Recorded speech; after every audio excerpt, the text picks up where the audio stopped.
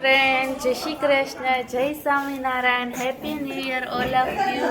Friends જય શ્રી કૃષ્ણ, જય Swaminarayan. Friends આજે ફ્રેન્ડ્સ મિતાંશ, મમ્મી અને અમીષા ત્રણેય શાકભાજી લેવા ગયા હતા. આજે શાકંભરી ઉત્સવ છે, શાકંભરી નવરાત્રી ચાલે છે, તો શાકભાજીને સમર્પિત આજે અમે તમે શાકભાજીનો વિડીયો બતાવીશું. અને મમ્મી, અમીષા અને મિતાંશ જે ત્રણેય શાકભાજી લેવા ગયા હતા એની હું તમને ઝલક બતાવીશ. સૌથી પહેલા ફ્રેન્ડ્સ કાકડી લાવ્યા છે, એકદમ લીલીછમ કાકડી છે. ત્યારબાદ પાલકની ભાજી છે, તમે જોઈ શકો છો આટલી બધી પાલકની ભાજી લાવ્યા છે. આજે પાલક પનીર બનાવવાનું છે એટલે પાલકની ભાજી લાવ્યા છે. ત્યારબાદ આ વટાણા લાવ્યા છે, સરસ મજાના વટાણા આવે છે, એકદમ લીલાછમ, શાકંભરી નવરાત્રીને સમર્પિત છે.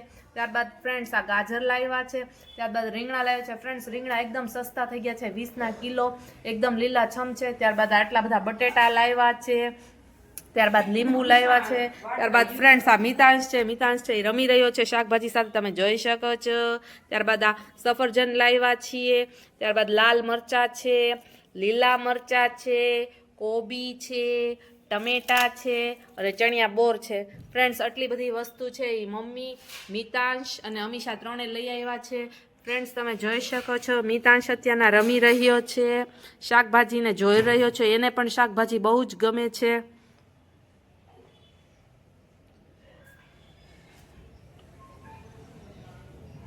રાતના પાલકની ભાજીનો પ્રોગ્રામ છે, તો પાલકની ભાજી પહેલાં બાફી લીધી છે. ત્યારબાદ એમાંથી આવી રીતના પાણી કાઢી નાખવાનું. તમને એક ડેમો બતાવીએ અમે. આવી રીતના પાણી કાઢી નાખવાનું. આપણે આજે પાલકની ભાજી બનાવવાની છે, પાલકની ભાજી અને પરોઠા. ફ્રેન્ડ્સ આવી રીતના. ત્યારબાદ આ લોટ પણ બંધાઈ ગયો છે પરોઠાનો, તમે જોઈ શકો છો આજનો રાતના મેનુમાં. કઢાઈ લીધી છે, એમાં લસણ નાખવાનું. અમે લસણવાળી ભાજી બનાવી છે. જો તમે કાંદા અને ટમેટા ખાતા હોય તો એ પણ તમે નાખી શકો છો. આવી રીતે અમે લસણવાળી ભાજી બનાવીએ છીએ એટલે અમે લસણ આવી રીતના નાખવાનું. અને હવે આપણે ગોલ્ડન બ્રાઉન થવા દઈશું આપણે લસણને.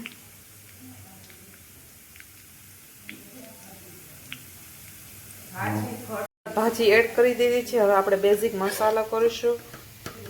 સૌથી પહેલાં હળદર પાવડર એડ કરીશું.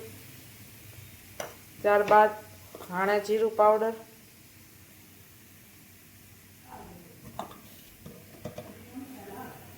બે ટેબલ સ્પૂન.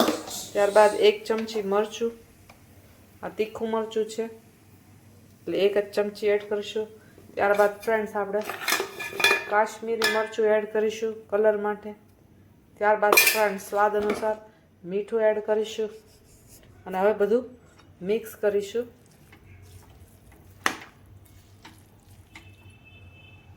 આ બધું મિક્સ કર્યું પણ મસાલો છે એ ચોટતો નથી ભાજીમાં, એટલે આપણે થોડું એવું તેલ એડ કરીશું. આપણે આ તેલમાં જ બનાવશું, પાણી જરાય એડ નહીં કરીશું. ત્યારબાદ હવે આ બધા મિક્સ કરીશું. અને ફ્રેન્ડ્સ તીખાશ માટે હજી આપણે એકવાર થોડુંક એવું લાલ મરચું એડ કરીશું. ત્યારબાદ આપણે બધું મિક્સ કરી દઈશું આવી રીતના. બધા મસાલા છે ભાજીમાં આવી રીતના ચોટી જાય અને સ્વાદ પણ આવે.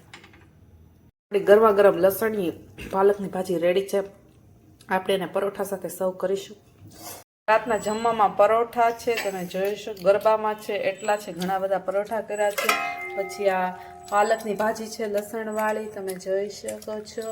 ત્યારબાદ આ છાશ છે બેમાં.